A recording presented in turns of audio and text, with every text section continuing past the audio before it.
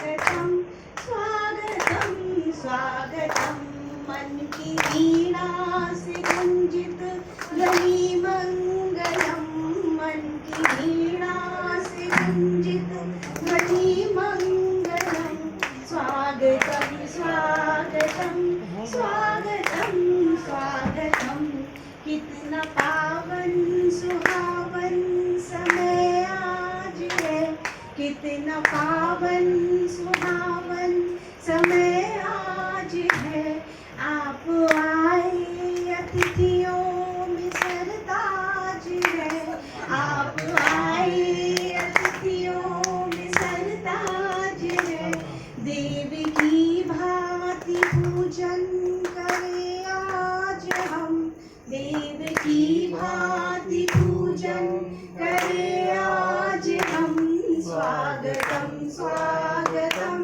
स्वागतम स्वागतम मन की वीणा से गुंजित ध्वनि मंगलम मन की वीणा से गुंजित ध्वनि मंगलम स्वागतम स्वागतम स्वागतम स्वागतम मन की बगिया से हमने है कलियां चुनी मन की बगिया से हमने है कलियां चुनी श्रद्धा के फूलों से हमने माला बुनी श्रद्धा के फूलों से हमने माला बुनी आज करते हैं अर्पित आपको ये सुमन आज करते हैं अर्पित आपको ये सुमन स्वागतम स्वागतम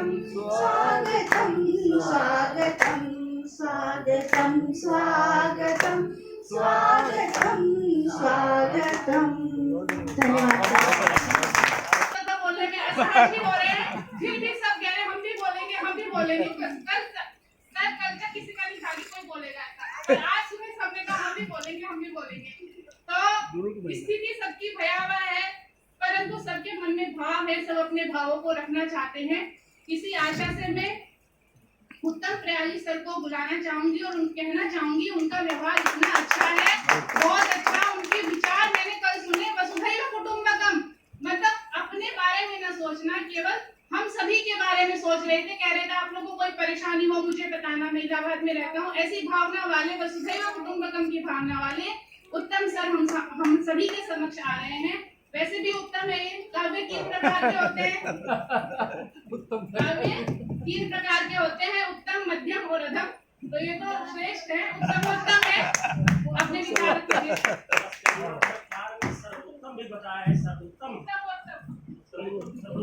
सर्वोत्तम।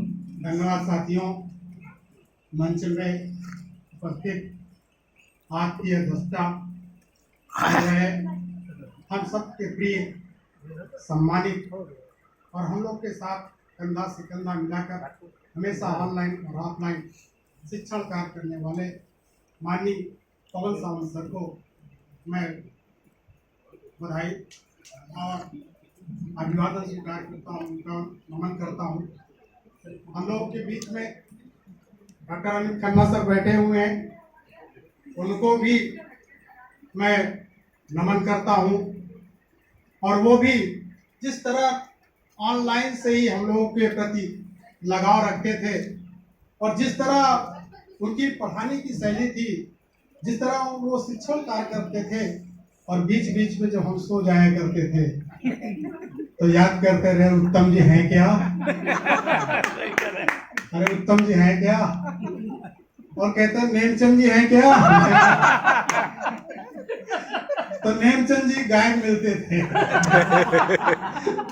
तो बुरा नहीं मानते थे और कहते थे कि अभी आ जाएंगे और हम लोग के सबसे प्रिय जैसे कि अमित खन्ना सर ने बताया कि जहाँ जाते हैं सबके प्रिय हो जाते हैं और शुरुआत से ही मैं जब आया था यहाँ सीमेंट तो वाकई में हम सबके प्रिय थे हम सबके साथ दोस्ताना याराना संबंध निभाने वाले और साथ में शिक्षक की परंपरा निभाने वाले माननीय डॉक्टर सरदार अहमद सर को भी मैं नमन और अभिवादन करता हूं। साथियों, आप सब प्रतियोगियों बहुत दूर दराज से आए। आपका भी इस प्रयाग नगरी में, इस संगम नगरी में स्वागत और अभिनंदन है।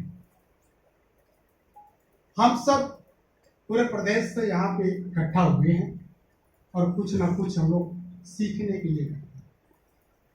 मैं पहले भी कहा करता था कि हम सामान्य शिक्षक नहीं, हम जिस विद्यालय में हैं एक पुरोधा के रूप में हैं।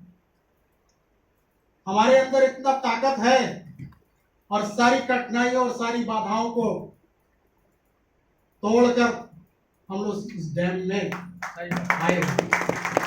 सर, आपको मालूम होना चाहिए, आप तो अनुभवी हैं और आपने देखा होगा कि कई ऐसे साथी जो डैम में निरंतर प्रतियोगी छात्र रहते होंगे, लेकिन बीच में छोड़ जाते होंगे या एडमिशन लेके आ नहीं पाते होंगे, क्योंकि आपकी प्रक्रिया ऐसी है कि पहले प्रधानाचार्य जी से मुलाकात करना पड़ता है, जुड़ना पड़ता है, फिर प्रबंधक जी से जुड़ना पड़ता है, अंत में डीआई से जुड़ना पड़ता है और बाद में जाकर कहा जाता है कि हमको कार्य मुक्त करिए। फिर कहते हैं कि अरे यार जुलाई का महीना है, बहुत पढ़ाना है, कैसे करेंगे। लेकिन हम इतने अभ्यस्त होते हैं, वो अपने प्रधानाचार्य और प्रबंधक जी का इतना समन्वय स्थापित करते हैं कि वो जानते हैं कि ये शिक्षक जाकर कुछ लेकर आ रहा है, तो लेकर आएगा तो हमारे विद्यालय में देगा, और जहाँ तक शिक्षण का कार्य है वो शिक्षण कार्य जब जाकर भी वो अपना शिक्षण कार्य पूरा कर लेगा, इसमें कोई दो राय की बात नहीं। साथियों, हम लोग मिले हैं तो हम लोगों में एक सहानुभूति भी है। हम लोग व्यथित हैं, शिक्षक समाज हमेशा व्यथित है।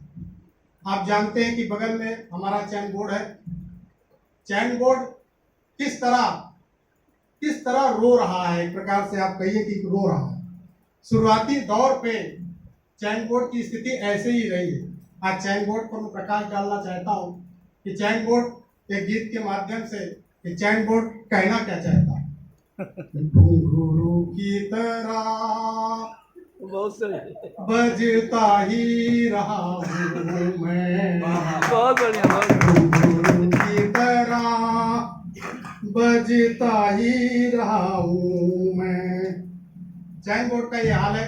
आपको कहानी सुनाना चाहता हूँ कि सबसे पहले यहाँ प्रबंधक द्वारा शिक्षकों की नियुक्ति हुआ था। प्रबंधक तदर्थ जो है नियुक्ति किया करते थे, और तदर्थ नियुक्ति करने के बाद वो समय समय पर विनियुक्तिकरण किया करते थे।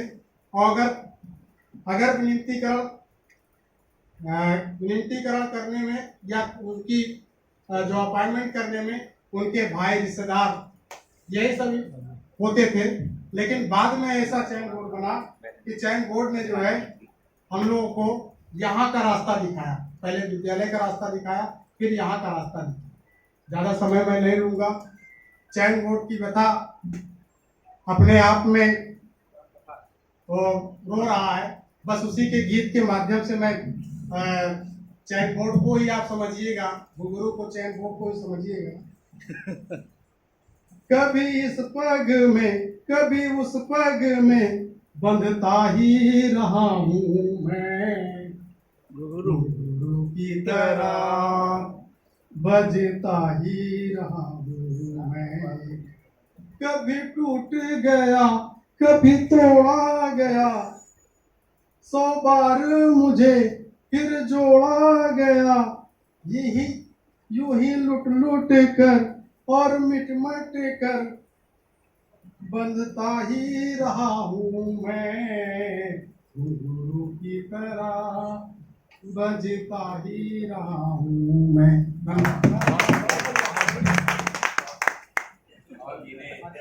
बताया है, लेकिन कोई ऐसी चीज हो जो डॉक्यूमेंट हो रही हो उससे पब्लिक डोमेन में ना जाए। डीम में उपस्थित विद्यार्थियों का तथा अपने सभी बड़े भाई और बहनों का स्वागत करता हूँ तथा नमस्कार करता हूँ, प्रणाम करता हूँ। और अपने विचारों को कुछ व्यक्त करना चाहता हूँ इस मंच के माध्यम से। जैसे कि जो है हम लोगों को 1 मई से हम लोग इसको प्रारंभ किए और आज 30 जुलाई है, 30 जुलाई को इसका समापन है। सर्वप्रथम सुबह की शुरुआत जैसा कि आप सभी जानते हैं सरदार अहमद सर की खनकती हुई आवाज़ से होती थी और हम लोग तो असली इसका आनंद तब प्राप्त कर पाए जब 8 जुलाई को यहाँ उपस्थित हुए, क्योंकि कोई भी मंच ऑनलाइन से ही यदि हम सब कुछ कर पाते तो ऑफलाइन की ज़रूरत ही क्या होती और हम आज यहाँ क्यों उपस्थित होते। तो ऑफलाइन का जो आनंद है वो ऑनलाइन में नहीं है। और मैं इसी के साथ इस मंच के माध्यम से अनुरोध करना चाहूँगा कि जो हम लोग वंचित रह गए हैं, अगली बार गुरुजनों से अनुरोध करना चाहूँगा, विनय करना चाहूँगा। हमारे पवन सावंत सर, खन्ना सर, सरदार अहमद सर और हमारी जो है संचालिका मैडम जो इतने बढ़िया तरीके से इस मंच का संचालन कर रही हैं, इन सब का हार्दिक अभिवादन और सम्मान। मैं सबके सामने एक हमारे जैसे पवन सावंत सर कहते हैं यह जो मंच है गलती करने का मंच है, तो मैं छोटी मोटी गलती करने आया हूँ, एक गीत को गा रहा हूँ पहली बार, तो गलती हो तो उसको आप क्षमा करना। सर के इस शब्द का मैं बहुत ध्यान दिया हूँ, जो गलती करने का मंच है। तो मैं एक गीत गाऊंगा, आपको लास्ट में हमारे साथ मिलना है, आपको कहना है मेरे साथ, तुमको चलना होगा, तुमको चलना होगा। ठीक। तो मैं गाता हूँ। नदिया चले चले रे धारा, चंदा चले चले रे तारा, तुमको चलना होगा, तुमको चलना होगा, तुमको चलना होगा, तुमको चलना होगा। जीवन कहीं भी ठहरता नहीं है, जीवन कहीं भी ठहरता नहीं है, आंधी से तूफान से डरता नहीं है। तू न चलेगा तो चल देंगी राहें, भाई रे भाई, भाई रे भाई रे, तू न चलेगा तो चल देंगी। भाइयों और सभी अध्यापक को स्वागत प्रणाम।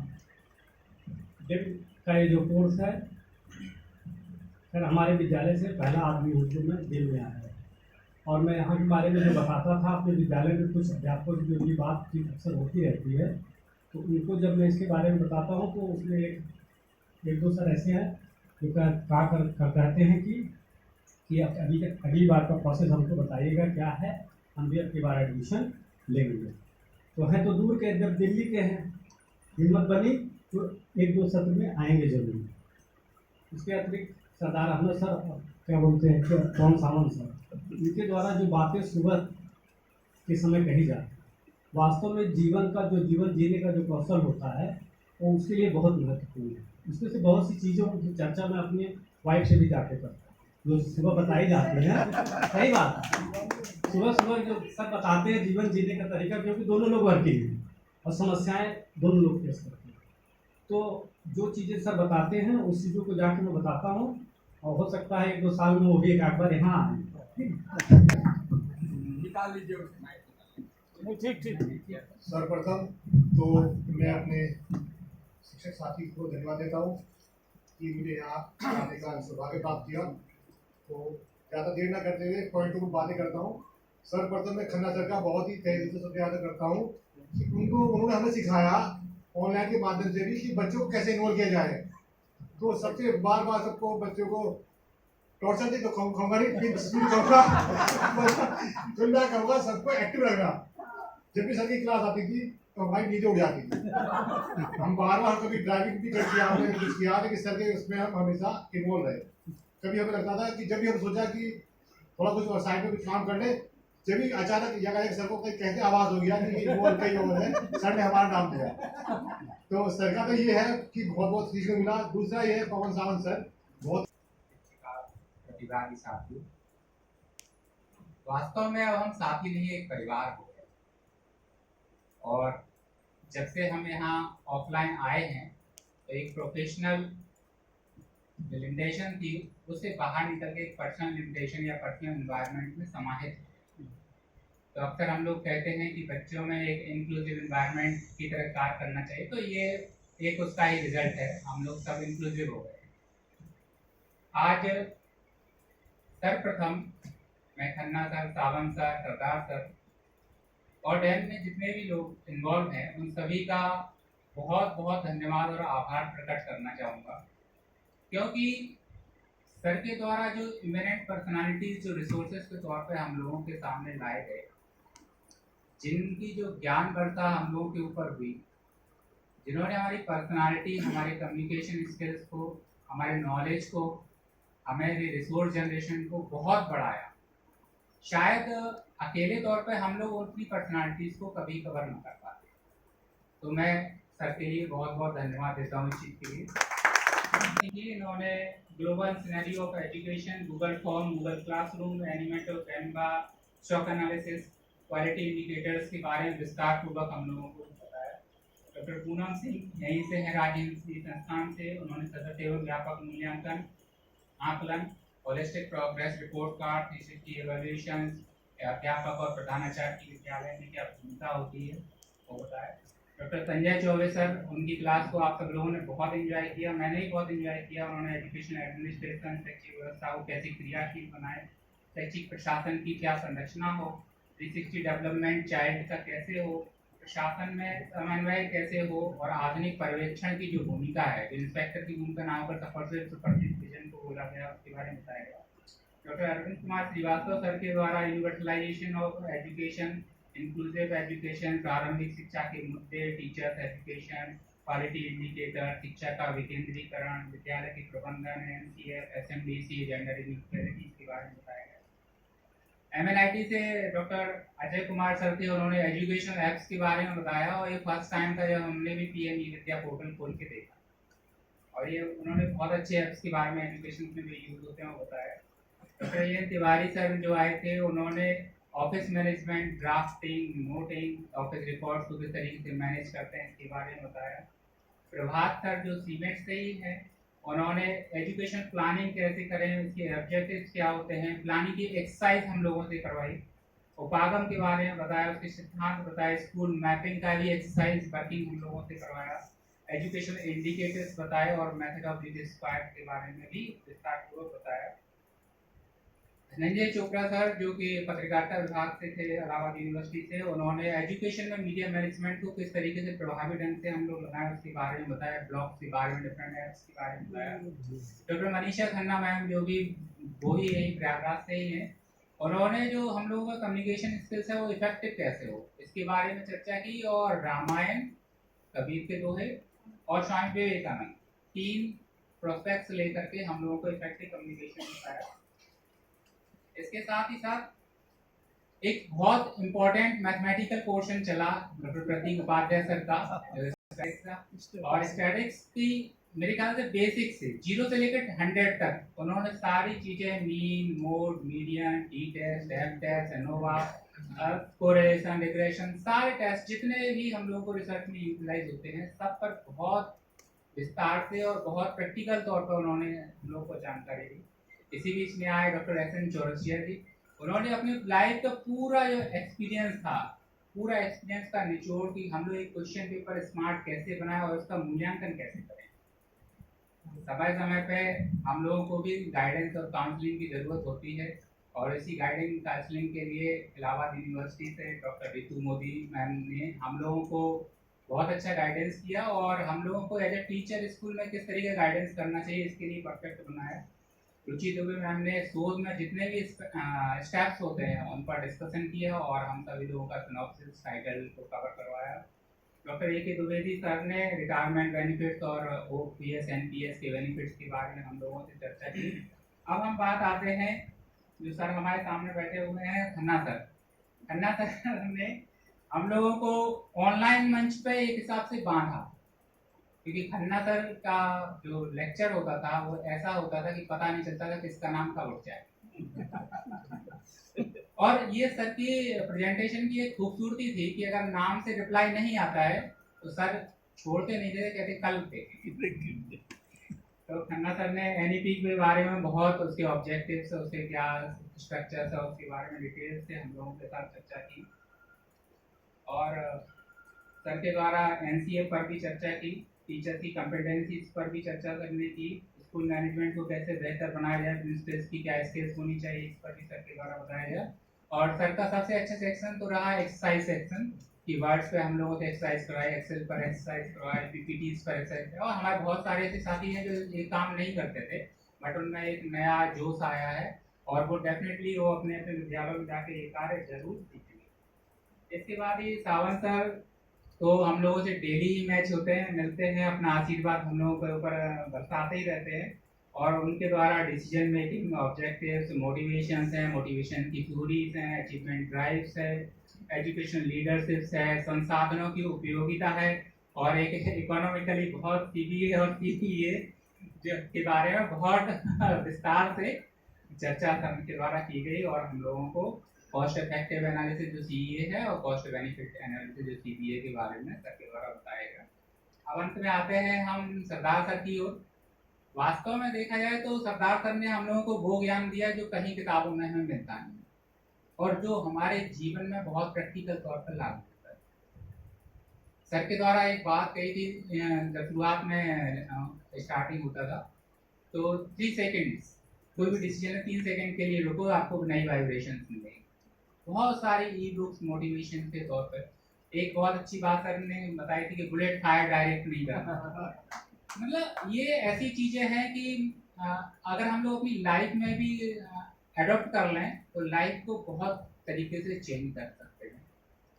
तो नो डाउट हृदय की अनंत गहराइयों से मैं अपने सर का, सरदार सर का, सावंत सर का, खन्ना सर का, और जो भी इस डैम में डायरेक्टली इनडायरेक्टली जुड़े जितने भी रिसोर्स पर्सन हैं या अदर्स भी हो, उन सभी का मैं बहुत बहुत धन्यवाद देता हूँ।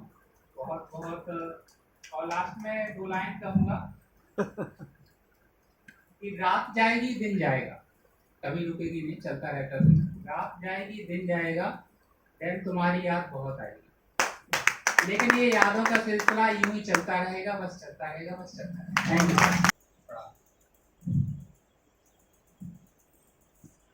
वो शब्द नहीं है जो बयां किया जाए आप लोग के सर रिस्पेक्ट में, जो शब्द कहूँगा कि मैं अपने कर्तव्य और धर्म का पालन करते हुए जो आप लोग के द्वारा ज्ञान रूपी बीज प्रदान किया गया, वो मैं अपने पूर्ण सेवा काल 2054 तक मैं बच्चों को प्रदान करता रहूँगा। और इतना ही नहीं सर, सेवा काल के पश्चात भी मैं समाज में और छात्रों के साथ जुड़ करके भी नैतिक मूल्यों का प्रोत्साहन करूँगा, क्योंकि आजकल नैतिक मूल्यों की बहुत कमी है। और आप लोग सर उस सूरज के समान है, 2 पक्ति बोलना चाहूँगा। निकलता है रोज सूरज, निकलता है रोज सूरज, यह बताने के लिए कि उजाले बांट देने से उजाले कम नहीं होते। आप लोग के समझ एक मैं गीत सुनाने जा रहा हूँ।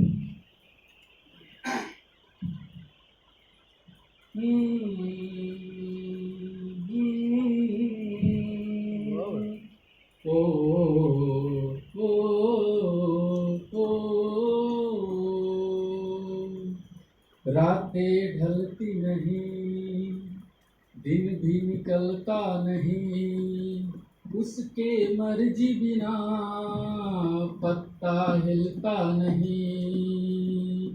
रब जो चाहे वही तो होना है, रब जो चाहे वही तो होना है।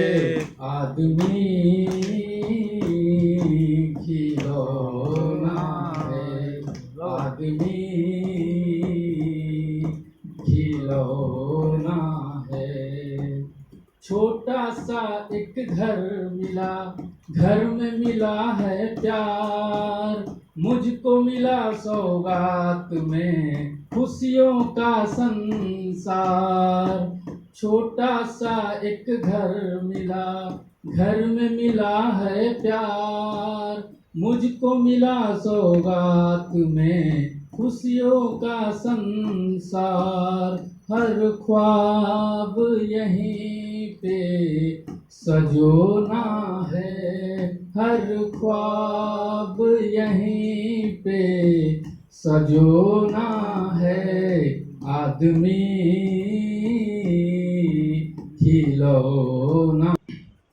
मंच पर आसीन परम श्रद्धेय गुरुजन, हृदय की गहराइयों से सभी को पुनः बार बार प्रणाम, सादराभिवादन, वंदन। और शिक्षक परिवार जो हमारे विभिन्न जनपदों से आए हुए हैं, उनका भी हृदय की गहराइयों से अभिवादन, वंदन। यहाँ पर ज्यादा कुछ न बोल पाएंगे क्योंकि पहली बार ही मंच पर आए हैं। जीवन में जब पहले दिन हम विद्यालय गए थे, शायद जुलाई का महीना रहा होगा 1980। विद्यालय मम्मी पापा एक बच्चे के साथ भेज दिए और वहां पर पहुंचने पर गुरुदेव देखे कि कोई नया चेहरा आया है और नया चेहरा देख करके अपने पास बुलाए और पूछे, हाँ चौधरी, किसके घर से आए हो? किसके घर से आए हो? तो हम अपने पिताजी का नाम बताए और नाम बताने मात्र से एडमिशन हो गया। रमेश कुमार हमने अपना नाम बताया।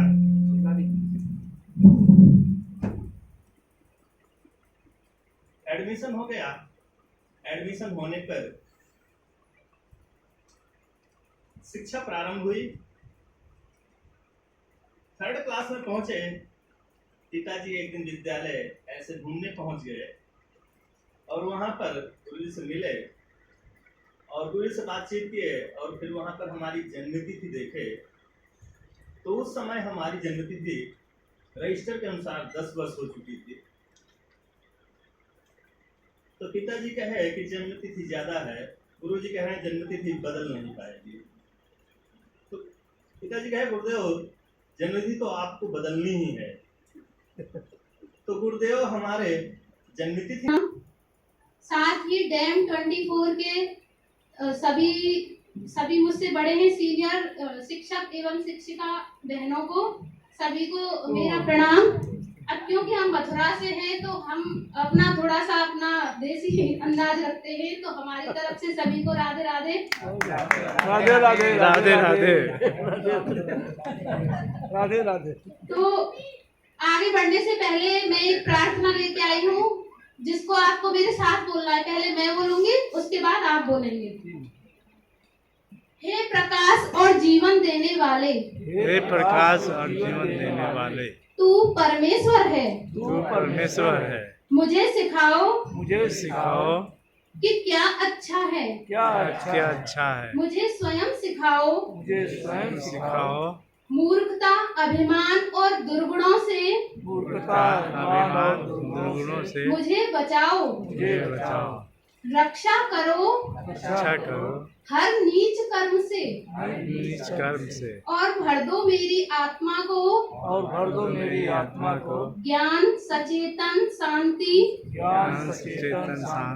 और सदाचारण से पवित्रता,